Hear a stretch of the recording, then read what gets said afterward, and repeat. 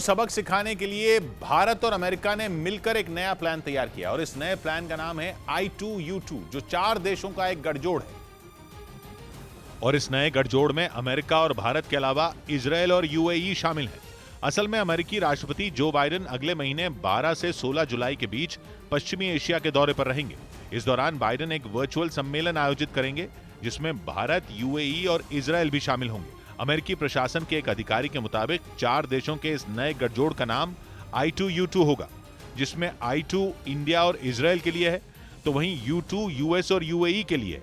इससे पहले अक्टूबर 2021 में इन चारों देशों के विदेश मंत्रियों की एक बैठक हुई थी। विदेश मंत्री एस जयशंकर इस बैठक में हिस्सा लेने के लिए इजरायल गए थे। उस वक्त इन 4 देशों के गुट को international forum for economic cooperation नाम दिया गया था।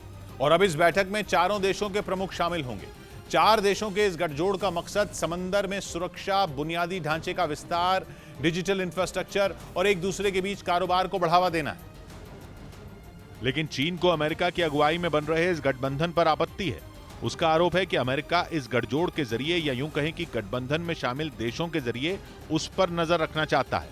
यही वजह है कि उसने इस नए गुट को पश्चिमी एशिया का क्वाड बताया है। इससे पहले चीन क्वाड यानी क्वाड्रिलेटरल सिक्योरिटी डायलॉग का भी विरोध कर चुका है। उस संगठन में अमेरिका, भारत, जापान और ऑस्ट्रेलिया शामिल है। उसका मकसद हिंद प्रशांत क्षेत्र में कारोबार को बढ़ावा देना है। लेकिन चीन का आरोप है कि ये एक सैन्य गठबंधन है और इसमें शामिल देश उसे हिंद प्रशांत क्षेत्र में घेरने की कोशिश में जुटे हैं। उसका यह भी आरोप है कि क्वाड के बाद अब I2U2 बनाया जा रहा है और वो भी एक सैन्य गठबंधन होगा, जिसके दम पर अमेरिका उसे आंखें दिखाने की कोशिश में है।